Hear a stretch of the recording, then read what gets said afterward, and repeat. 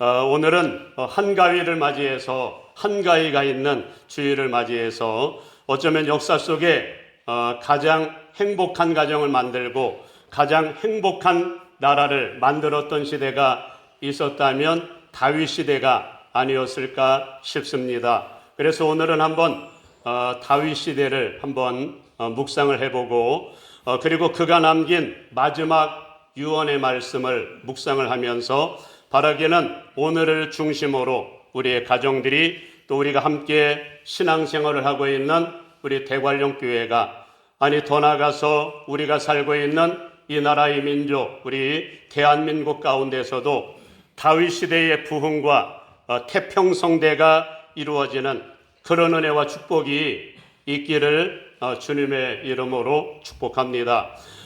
저는 어쩌면 이스라엘 역사 속에 최고의 부흥기와 최고로 태평성대를 누렸던 시대가 있었다면 아마도 다윗이 나라를 다스리던 그때가 아닐까 싶습니다. 그래서 열왕기의 말씀을 저술했을 것이라고 추정하는 예레미야는 가장 먼저 다윗 시대의 부흥을 조명하기를 원하셔서 다윗의 마지막 유언을 시작으로 열왕기상의 말씀을 시작을 하고 있음을 발견하고요. 특히 오늘 함께 읽진 않았지만 10절, 11절 말씀에 의하면 이스라엘 역사의 최고의 부흥기였던 다윗 시대 40년을 조명하고 있음을 발견합니다. 그렇다면 여러분 다윗이 왕이 되어 40년간 이스라엘을 다스리던 그때로 한번 돌아가서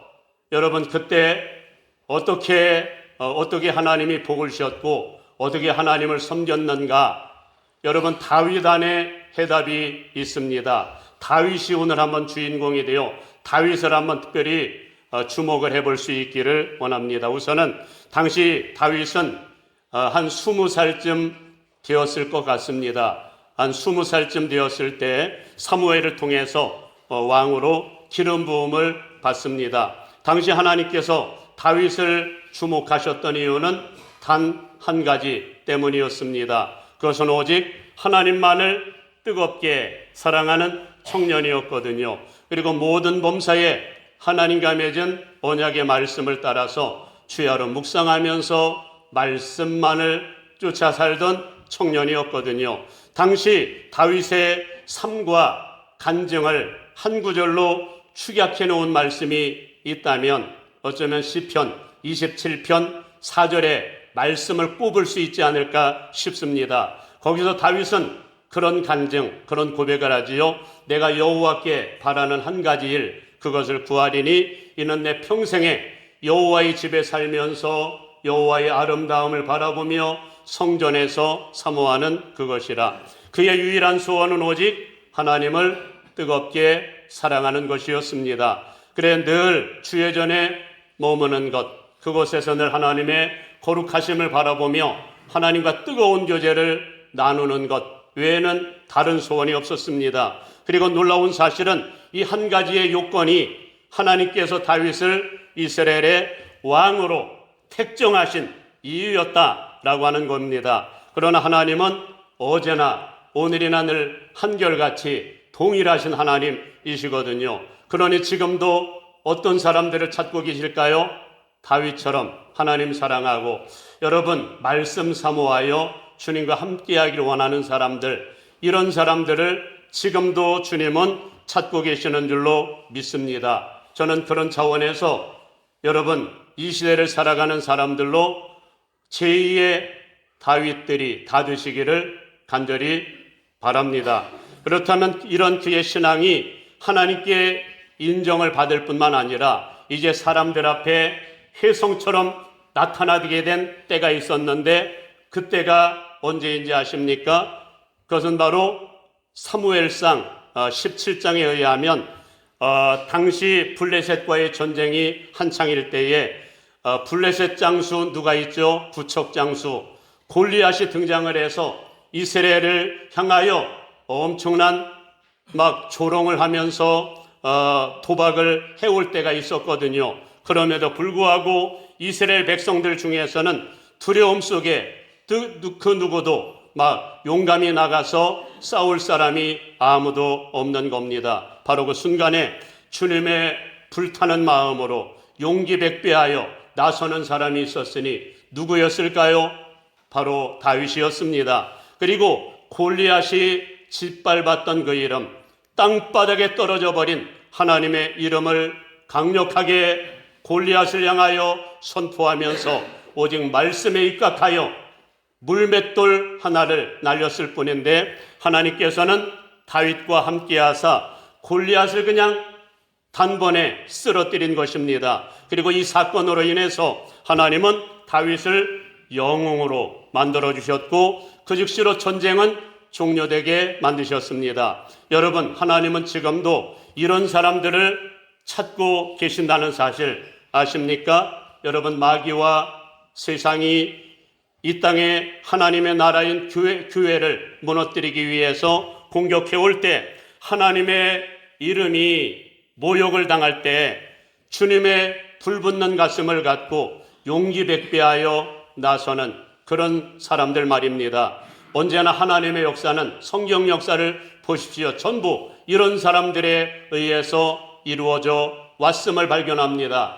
침묵하는 사람들에 의해서 이루어지는 것이 아니라 하나님의 나라를 사랑하는 마음으로 용기 있게 나섰던 사람들에 의해서 하나님의 나라가 지금까지 진행돼 왔다는 겁니다. 그 결과 이때부터 다윗은 한순간에 이스라엘의 영웅은 되었지만 그러나 또 한편으로는 이 사건으로 인하여 가시밭길을 걸어가게 되지요.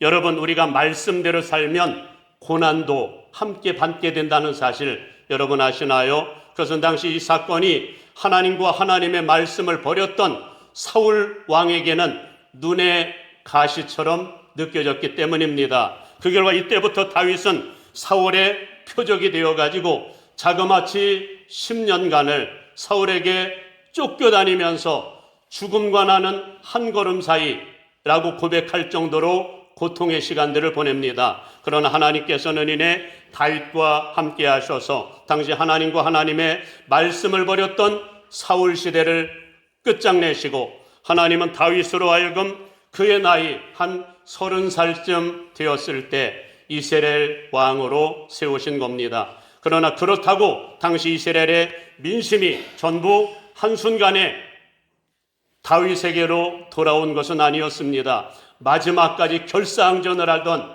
아브넬과 이스보셋이 있었기 때문입니다. 그러나 하나님은 마지막까지 다윗과 함께 하셔서 7년 6개월간의 내란이 종식되게 되었고 하나님은 다윗을 모든 지파들로부터 추대를 받는 진짜 통일왕국의 왕이 되는 장면이 나오지요. 그렇다면 이렇게 해서 모든 상황들이 다 종료되었을 때 다윗이 가장 먼저 했던 일이 여러분 뭔지 아십니까? 그것은 바로 하나님의 언약궤를 오벳 에돔의 집에서 아비나답의 집에서 예루살렘으로 옮겨오는 일이었습니다. 아니 어찌 언약궤를 예루살렘으로 옮겨오고 있는 것일까요? 그것은 당시 다윗의 마음 가운데 한 가지 수건 사업이 있었다면 그것은 바로 하나님의 언약궤를 예루살렘으로 옮겨오는 일이었고 하나님과 맺은 언약의 말씀을 따라서 하나님을 최고로 잘 섬기는 나라를 만드는 것이었습니다. 어찌 다윗이 이런 비전을 품었는가 하면은 다윗은 이미 개인적으로 이 은혜를 충분히 경험했잖아요. 따라서 다윗이 개인적으로도 하나님의 말씀만을 쫓아온 결과 이 엄청난 복을 받은 것처럼 이 나라의 민족적으로도 하나님을 최고로 잘 섬기는 그런 나라를 만들 수만 있다면 하나님께서 이 땅 가운데 복을 주실 것이다 라고 하는 확신이 있었기 때문입니다. 아니나 다를까 하나님께서는 하나님의 언약궤를 오벳에돔의 집에서 예루살렘으로 옮겨오던 그날부터 하나님의 임재와 역사는 아주 강력했고 그리하여 온 이스라엘이 아침 저녁으로 하나님께 번제를 올려드리면서 온갖 번제와 찬양으로 하나님께서 기뻐 받으심직한 제사를 올려드리자 하나님께서는 정말이지 다윗 시대에 전무후무한 복을 주시기 시작하는데 우선은 다윗과 다윗의 가정 가운데 복을 주셨습니다. 그전에는 다윗의 반대편에 서서 다윗을 힘들게 하던 원수들도 많았지만 전부 하나님께서 물리쳐 주셨을 뿐만 아니라 다윗의 가정을 향해서는 다윗의 등불이 영원토록 꺼지지 않게 하겠다라고 하는 약속의 말씀도 주셨고요. 그리고 놀라운 사실은 하나님께서 다윗의 나라를 아주 강성하게 만드셔서 여러분 다윗이 전쟁을 치루었다 하면은 항상 대승리를 거두는 겁니다. 그러다 보니 주변의 모든 나라들을 다 정복하게 만드셨고 그리하여 여러분 역사에 유례 없는 정말 태평성대를 누리는 그런 나라를 만들게 되었다는 겁니다. 그러나 이렇게 하나님의 위대한 역사를 만들어 왔던 다윗이 이제 그의 나이 70세 어간이 되자 자기의 몸을 가눌 수가 없을 정도로 아주 급격하게 쇠약하게 되면서 이제 솔로몬을 불러서 마지막 유언을 남기는데 다윗이 마지막 유언으로 증거하는 메시지가 뭘까요? 하나님은 다윗을 통하여 오늘 우리에게 이 메시지를 주시기를 원하십니다. 우선은 말씀에 의하면 두 가지 차원의 메시지를 증거하는데 저는 이 두 가지 메시지 속에 우리 주님께서 우리 가운데 그토록 주시기를 원하시는 축복의 비밀이 있는 줄 믿습니다. 여러분 다윗처럼 살고 다윗처럼 되는 축복의 비밀이 여러분 이 두 가지의 말씀 가운데 담겨져 있습니다. 여러분 다윗처럼 되길 원하죠? 다윗처럼 복을 받기를 원하시지요? 두 가지만 순종할 수 있다면 여러분들과 여러분들의 가정을 다윗의 가정처럼 만들어 주실 줄 믿습니다. 그렇다면 이제 다윗이 증거하는 첫 번째 유언의 말씀부터 우리가 한번 들어볼까요? 오늘 읽었던 3절 4절은 이렇게 말씀을 합니다. 네 하나님 여호와의 명령을 지켜 그 길로 행하며 그 법률과 계명과 율례와 증거를 모세의 율법에 기록된 대로 지키라. 그래야만 네가 무엇을 하든지 어디로 가든지 형통할지라. 여호와께서는 내 일에 대하여 말씀하시기를 만일 내 자손들이 그들의 길을 삼가 마음을 다하고 성품을 다하여 진실이 내 앞에서 행하면 이스라엘 왕위에 오를 사람이 내게서 끊어지지 아니하리라 하신 말씀을 확실히 이루게 하시리라. 한마디로 다윗이 축복의 비밀로 증거하는 메시지는 오직 주님과 맺은 언약의 말씀을 따라 하나님을 뜨겁게 사랑하라 라고 하는 겁니다. 주님과 맺은 언약의 말씀만을 쫓아 살라는 겁니다. 이게 평생을 두고 지금 다윗이 하고 싶은 말씀입니다. 그래야 그래야하면 하나님께서 어떻게 하실 것이라고 말씀을 합니까? 당시 다윗은 하나님께 받은 축복의 말씀 두 가지를 선포하는데 그 중에 하나는 내가 어디로 가든지 여호와 하나님께서 너와 함께 하심으로 내가 하는 모든 일들이 다 형통할 것이다 라고 하는 말씀과 또 한 가지는 하나님은 약속하시기를 다윗의 등불을 영원토록 꺼지지 않게 하겠다. 이거는 후손들을 향한 축복의 말씀인데 다윗을 통해서 영광 받으신 하나님께서 다윗의 후손들까지도 전부 하나님이 책임지사 다윗의 허리에서 나오는 다윗의 후손들이 왕위에 오르는 일에 있어서 그 명맥이 끊어지지 않게 하겠다라고 하는 약속의 말씀입니다. 후손들을 책임지시겠다는 말씀입니다. 한마디로 하나님은 하나님을 가장 사랑하는 사람들을 사랑하시고 하나님과 맺은 언약의 말씀을 따라 살아가는 사람들을 사랑하셔서 이런 사람들에 대해서는 본인뿐만이 아니고 후손들도 책임져 주겠다라고 하는 약속입니다. 바라기는 오늘 추석절을 맞이해서 이 비밀이 여러분의 심령 가운데 각인되기를 간절히 바랍니다. 그래 바라기는 여러분들이 이 시대에 다윗들이 되어서 여러분들로 인해서 여러분의 가정이 다윗의 가정처럼 복을 받기를 주님의 이름으로 축복합니다. 그렇다면 이제 두 번째 유언의 말씀, 두 번째 축복의 비밀에 대한 말씀을 들어볼까요? 다윗은 두 번째로 이런 유언의 말씀을 증거를 하는 겁니다. 당시 다윗에게는 두 번에 걸친 큰 위기 상황이 있었는데, 하나는 다윗의 셋째 아들이었던 누구죠? 압살롬의 반역 때 다윗의 목숨이 경각에 붙은 데가 있었거든요. 또 하나는 그의 인생 말년에 또 네 번째 아들 누구?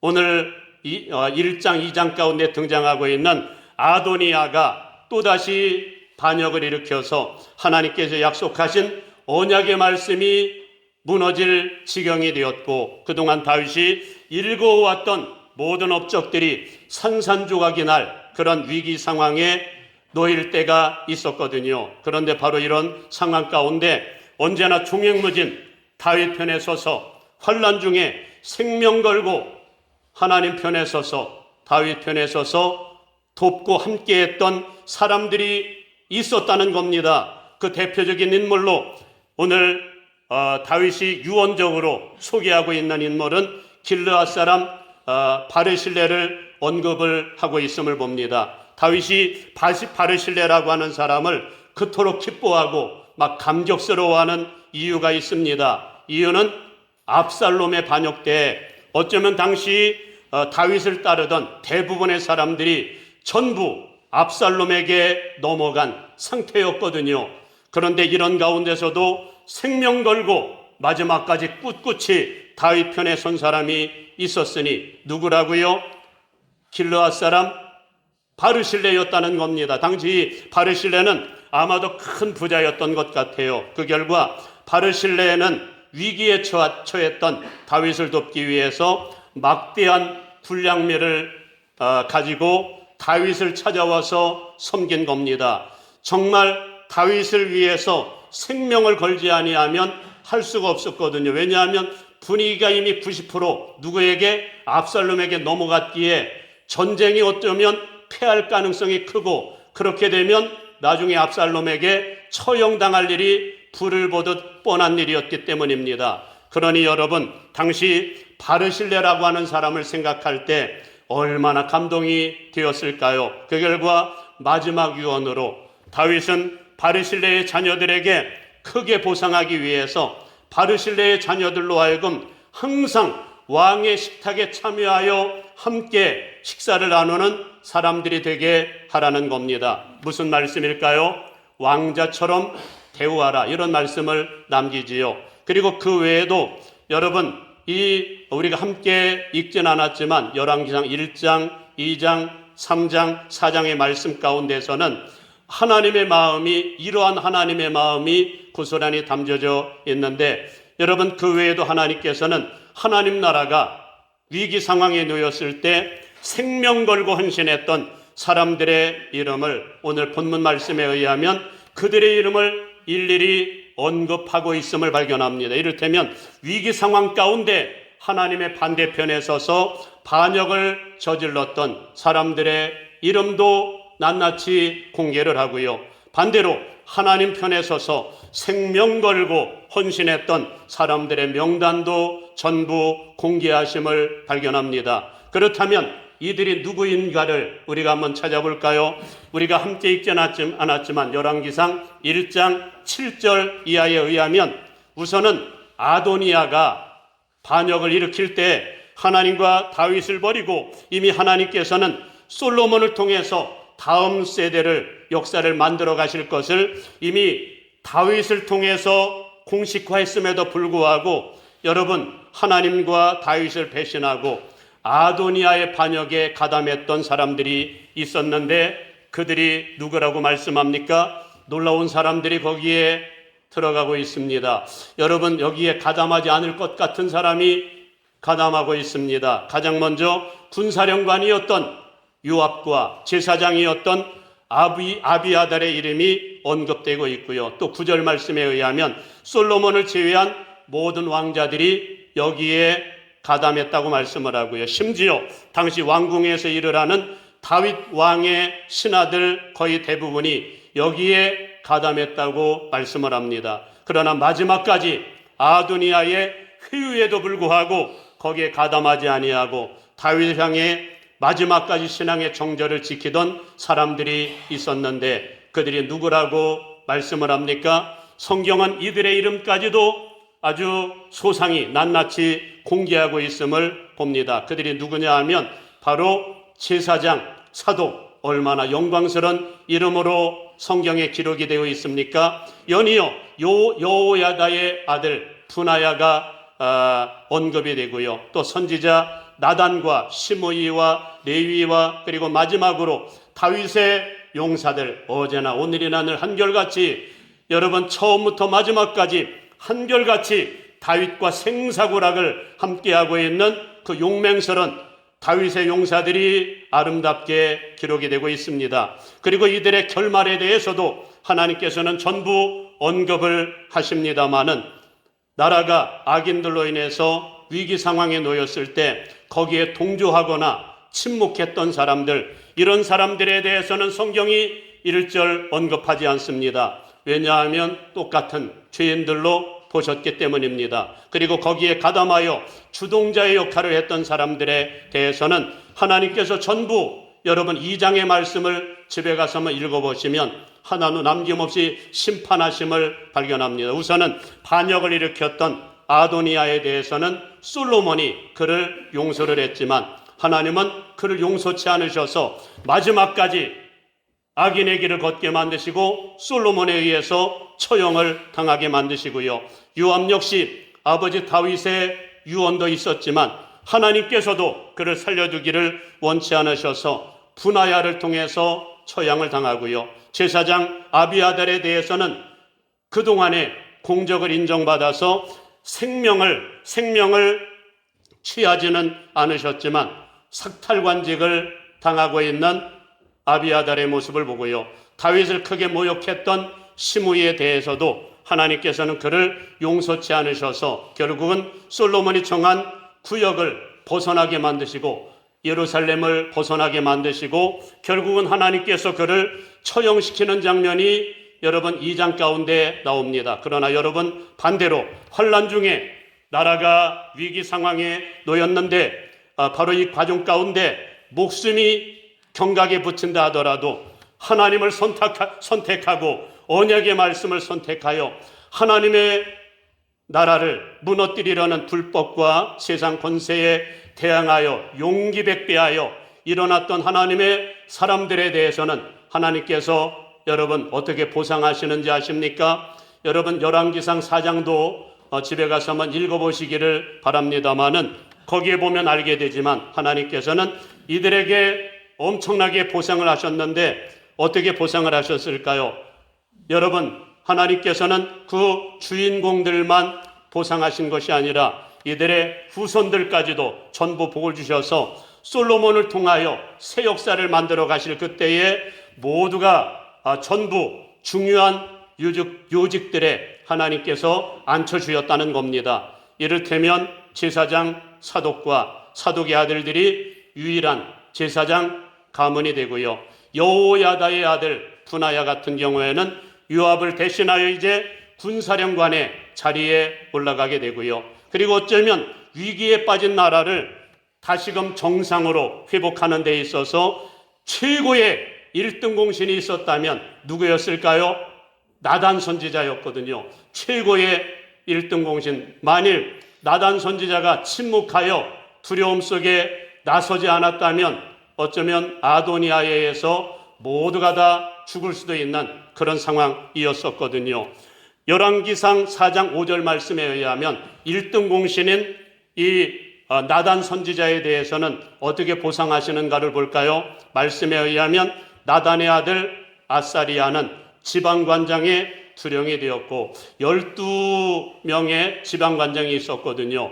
지금으로 따지면 한 도지사급 되지 않을까 싶습니다. 그런데 거기에 두령, 한 총리쯤 되는 그런 위치에 올라가게 되었고요. 나단의 아들 사붓은 제사장이면서 왕의 벗이 되었다 이렇게 말씀을 하죠.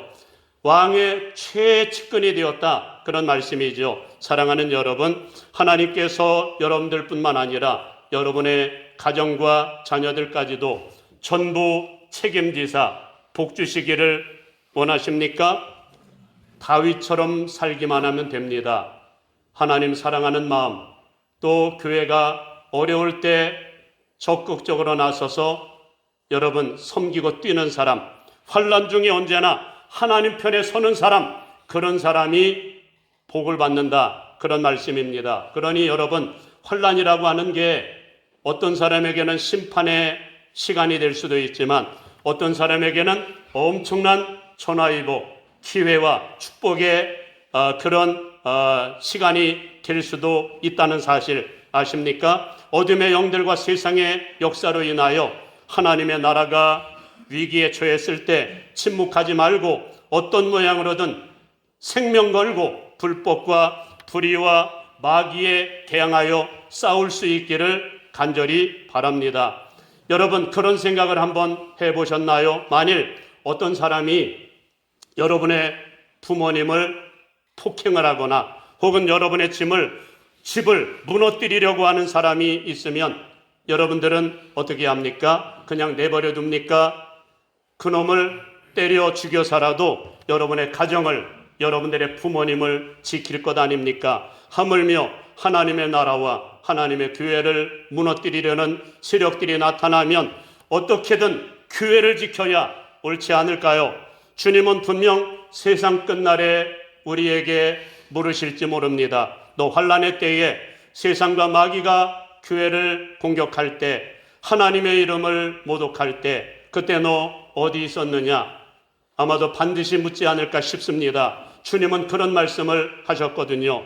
누구든지 사람 앞에서 나를 시인하면 인자도 하나님의 사자들 앞에서 그를 시인할 것이요, 누구든지 사람 앞에서 나를 부인하면 나도 하나님의 사자들 앞에서 그를 부인하리라. 이것이 우리가 불의 앞에서 침묵하지 말아야 될 이유입니다. 특히 교회를 핍박하고 무너뜨리며 주님의 이름을 모독하는 사람들 앞에서 침묵하지 말아야 합니다. 왜냐하면 그것은 범죄이기 때문이고, 그러나 여러분들이 만일 믿음으로 대항을 한다면 여러분들은 엄청난 점수를 따는 축복의 계기가 될 겁니다. 사랑하는 성도 여러분, 여러분들도 느끼시겠지만 요즘 우리가 마주하고 있는 지금의 상황은 정말이지 유례없는 우리 기독교의 가장 어두운 시기를 맞이한 것 같습니다. 그야말로 정의가 불법이 되고 불법이 정의가 된 세상 속에 우리가 살고 있거든요. 아마도 이런 상황 가운데 어찌해야 될지 가장 고민을 많이 했던 사람 중에 한 사람이 있었다면 독일에 아마 들어보셨을 겁니다. 디트리 보네포라고 하는 목사님이 아닐까라는 생각을 해봅니다. 얼마 전에 영화로도 나왔는데 한 번쯤 다들 보시면 좋을 것 같습니다. 당시의 상황도 어쩌면 지금 우리가 처한 상황과 거의 비슷했을 것 같습니다. 제가 생각할 때 90%는 비슷할 것 같습니다. 당시 독일의 나치당과 히틀러는 그 누구도 항거할 수 없는 무소불위의 권력을 손에 쥐고 있었거든요. 그 결과 여러분, 한 표 차로, 이 한 표 차가 정말 중요한데 한 표 차로 당선되지 말아야 될 사람이 결국은 당선이 됐는데 그가 바로 히틀러였고, 결국은 무소불위의 권력을 휘두르기 시작하는데 그냥 이대로 내버려주면 각종 전쟁과 유대인을 비롯한 이방인 학살로 인해서 이방민족뿐만이 아니라 독일도 망하는 것은 불을 보듯 뻔한 일이었습니다.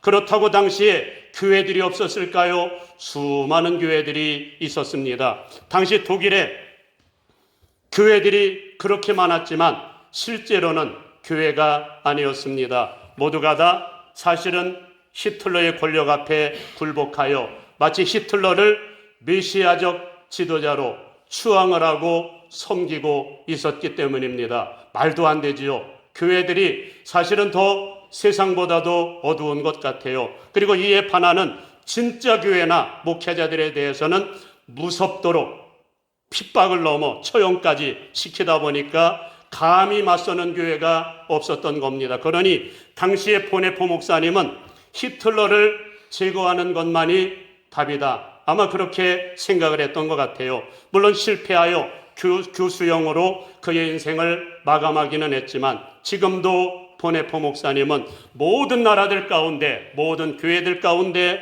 가장 끼어 있었던, 가장 지각 있는 목회자로 지금도 그리워하고 추앙을 받고 있는 인물이거든요. 사랑하는 성도 여러분, 환난의 때에 반드시 하나님 편에 서시기를 바랍니다. 교회를 핍박하는 무리들 속에 들어가서 그들을 지지하거나 옹호하지 말고, 얼마 전에 순교를 했던 찰리 코크 같은 그런 사람은 되지 못한다 할지라도 언제나 진리 편에, 하나님 편에, 교회 편에 서서 교회와 하나님의 나라를 지킬 줄 아는 그런 성도들이 되기를 간절히 바랍니다. 여러분, 성령께서 여러분들을 강력하게 장악하셔서 무엇이 옳고 그른지를 분별할 수 있는 은혜가 여러분들에게 있기를 주님의 이름으로 축복합니다. 그러면 하나님은 반드시 여러분과 여러분의 가정은 반드시 책임져 주실 것입니다. 그런 차원에서 환난의 때가